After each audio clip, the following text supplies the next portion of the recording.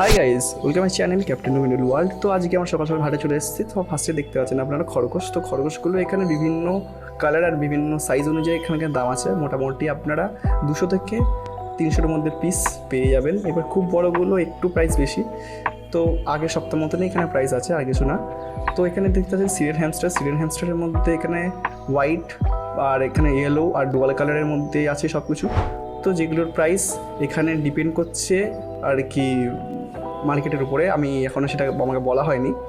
তো এখানে কোয়েলগুলো আছে হচ্ছে মোটামুটি 120 টাকা করে পার পিস। আর যদি বেশি নেন একটুখানি তাহলে একটু দাম কমে যাবে। আর এখানে হোয়াইটের ভাগ বেশি, যেটা নর্মালি অন্য জায়গায় দেখা যায় না, বাট এখানে পাইট কালার আছে বেশি। দেখুন এখানে একটা পাইট খুব সুন্দর লাগছে দেখতে।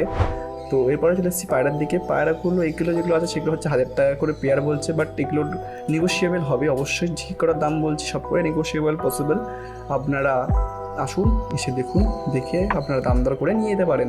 মোটামুটি এগুলো আপনারা 350-400 টাকার মধ্যে পেয়ে যাবেন। তো এরপরে দেখতে পাচ্ছেন এখানে যেগুলো আছে সেগুলো হচ্ছে মোটামুটি 800 টাকা করে জোড়া বলছে।